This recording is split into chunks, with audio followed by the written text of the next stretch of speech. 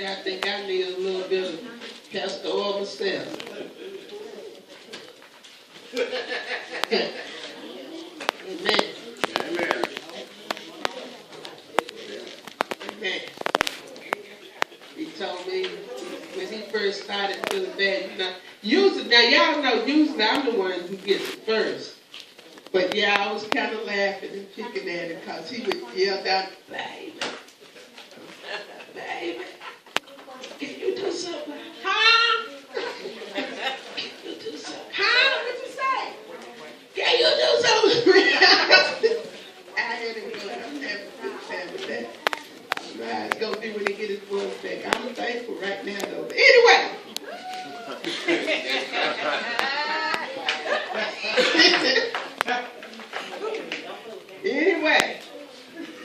Anyway. I'm not going to tell y'all what I told him, but he had to laugh at it a little bit. He told Deacon Jones. I said, and Deacon Jones said, well, why is it happening to me? I said, because you're in cahoots with him. That's how it is. I don't believe in curses. It happened, though. Chapter number 12 of the book of Acts, beginning at verse number 1. And let me say this. Every time this is about my fourth time preaching this, and every time that I have come out of here, I always get something different. Amen. And when you hear people saying that there's something different that every time they read scripture, it's the truth. Now that's something very different from here. And we're going to go there and we're going to stay there a little while. Because let me ask you a question. Do we have any Bronco fans in the house today? We have any Cowboy fans? Of course.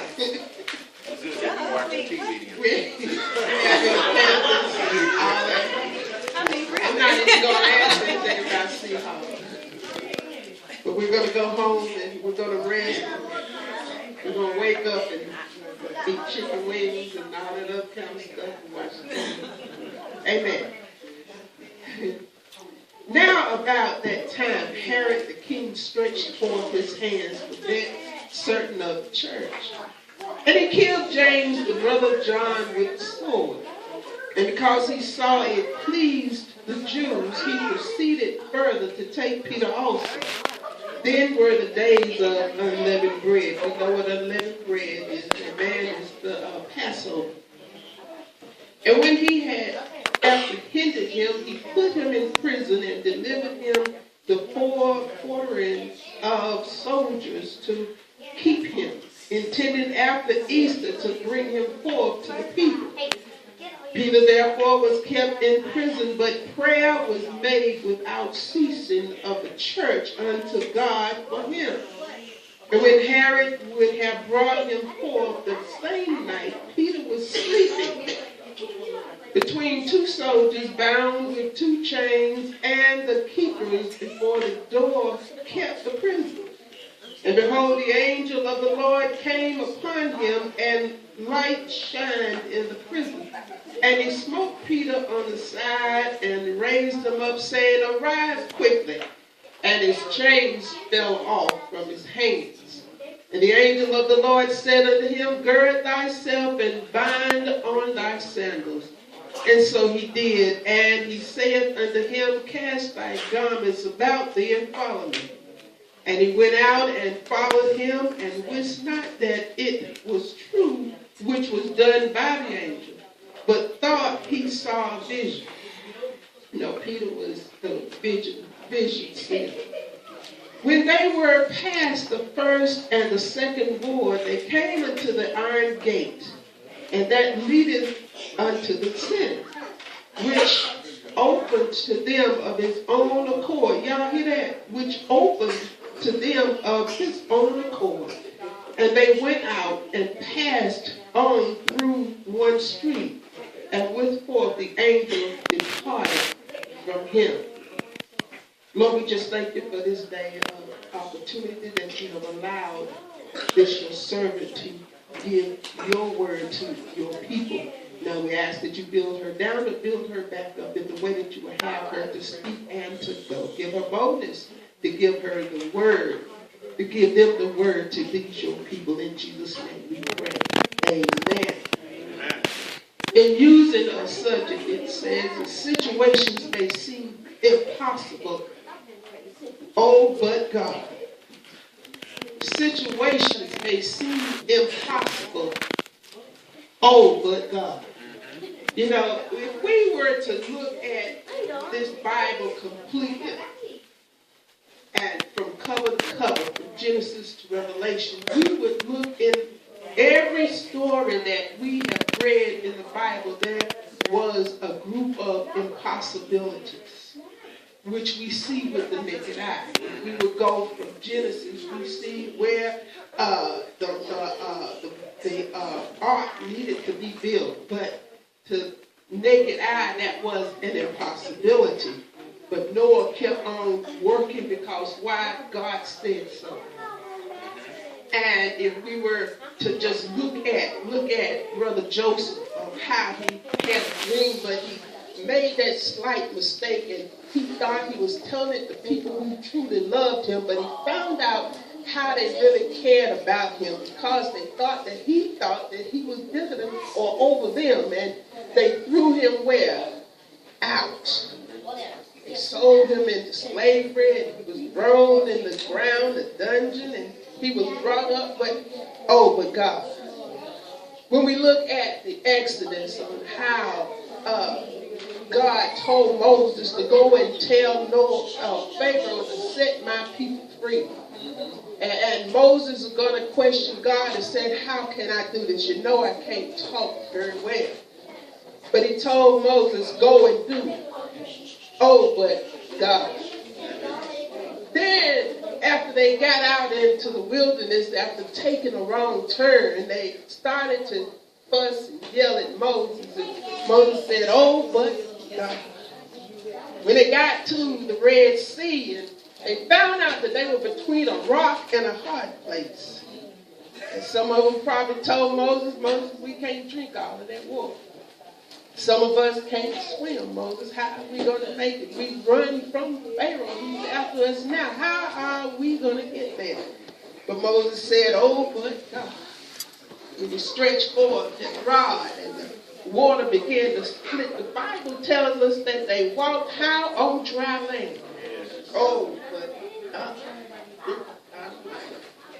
When we go over to one of our books that don't necessarily speak about God, but it's godly based, and that's the book of Esther. Wherein Esther, because of her people being ridiculed and persecuted, she gave her life, no matter what it takes. She said, I'm going to see the king. And I just take it as, oh, but God. We look at this man named Job who was sick. They said in the Bible that he was an upright man in the eyes of the Lord. Faithful man would do what God would tell him to do, whatever, whenever, however, but he got deathly sick. And can you imagine Job going down and he's saying, oh, but God. Hallelujah. When we look in the book of Psalms and how David wrote about all the tragedies, how all his enemies, even his mental assault, and some of his children were aiming out to kill him, but you can hear David cry and say, oh, but God. Oh, but God. When we look at Hezekiah, let me go back to Kings for a minute, how Hezekiah was, and he was sick one day, and the message went out to Isaiah, and God told Isaiah, you go and tell Hezekiah that to get his life in order. Pay up your insurance. Get your bills straightened out. Is your house payment caught up? Get it all straightened out, because why? You're about to leave here, boy. About time for you to go. What did Hezekiah do? He said, oh, but God.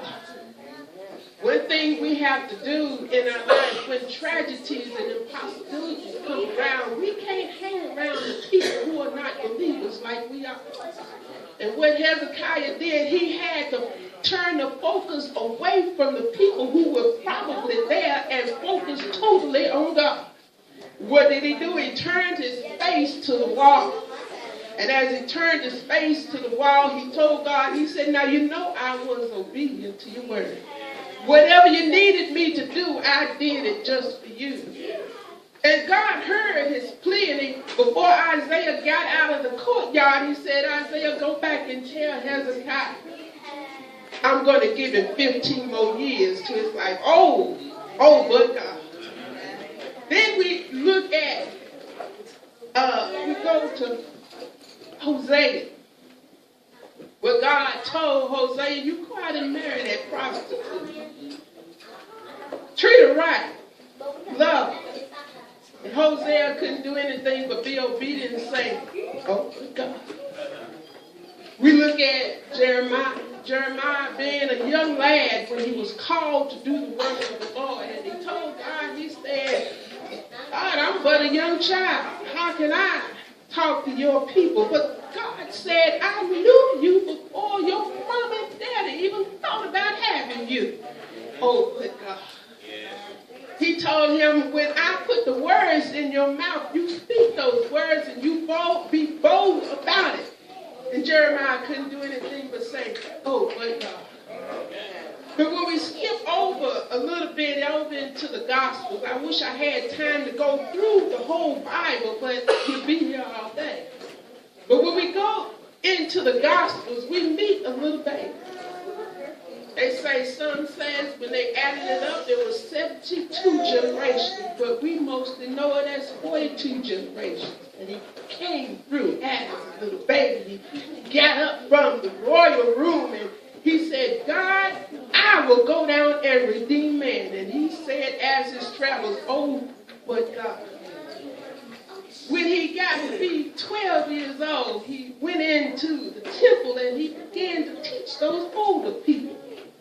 Oh, but God. But when we find him again, he turned 30 and he had to be baptized to do the will and the works of God. And as he was going forth through the cities, he picked this man, and he picked that man, and he picked this man to be the disciples that he would train up later on to be apostles.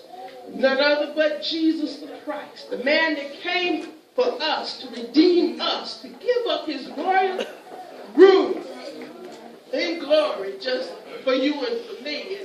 Only thing we need to say, oh, but God.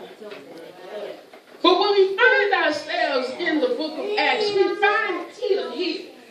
And what the Bible is telling us, now we know Herod. And we know how his forefathers were. And we knew that the other Herod was out to kill baby Jesus. And so if he couldn't kill Jesus, he was going to kill somebody who was associated with Jesus. Isn't that how the devil works? If you find yourself associated with God in any kind of perspective, he's going to bring you down. When God is building you up, he's going to tear you down. What it says that he comes to do what? Steal, kill, and destroy. That's his work. And I will give him credit. He does his work very well. But the thing about it, oh, but God. But here we find Peter just about ready to be killed, just as James was. But there was something that saved him. Just one day to pass on. And the Bible tells us that he was in prison with 16 men. God, it was just one man. Why? Because Herod knew the power of God. He might not have lived a godly life, but he knew the power of God. He knew that somehow, some way, if they were associated with godly people, there would be a way for them to escape. Isn't that something? Abraham was about to give up his only son. But because of his faithfulness, God made a way of escape. And we have that same way of escape. But here we find Peter. Peter had gotten so comfortable that on the next day he was going to be released. He knew he was about to be released because he said God is going to take care of me. And he said he knows that the people are praying for me, so I can just take my clothes off. I can take my shoes off. I can just rest right here in the midst of these gods. But the thing of it is, how many of us would be resting in the prison camp?